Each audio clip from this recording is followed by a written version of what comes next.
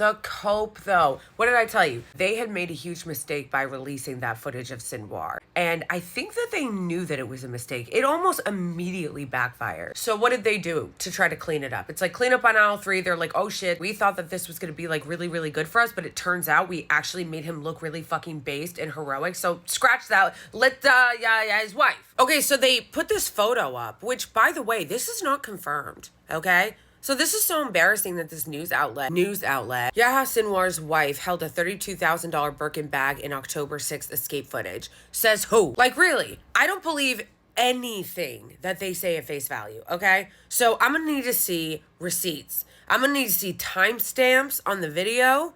I'm also going to need to see proof that that was a Birkin bag. I'm also going to need to see proof that it was October 6th. I'm going to need to see proof that this is even a tunnel and not Photoshop. Like, they have not verified any of this. What I really want to point out about how hilarious this is, and you see it especially all over Twitter, okay? The Sinwar footage, by them releasing it, backfired so spectacularly that the Hasbarists are now out in full force trying to do damage control and be like, no, he's not cool. His wife had a Birkin bag. You know, something I learned from somebody who is from Gaza is that most of anything that they have, including just basic clothing like Tommy Hilfiger or Reebok or Adidas, is not real. Like, they're dupes. So that's number one.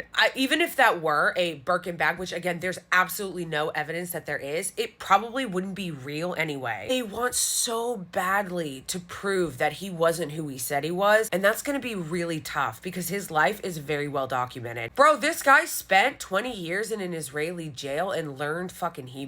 Like, seriously, read about him. The more you read about him, the more you're like, oh my gosh. Anyway, just understand as this story is going viral that the reason why they're doing it is because of the fact that they're trying to discredit him with more lies. Because it fell apart for months. For the last year, they've been saying, oh, he was hiding in a tunnel and he was handcuffed to hostages. He was living in Qatar in a nice apartment, blah, blah, blah, blah. Then obviously the footage of him completely debunked all of those lies. And because it debunked all of those lies, now they're freaking out. They're like, oh shit, we've been lying about this the entire time. And we actually just revealed ourselves. No one else did that. No one made them release that footage. They chose to release that footage. They thought that it was a good idea. And now they're freaking out that it's backfired massively. And they're like, his wife, hi, I'm back.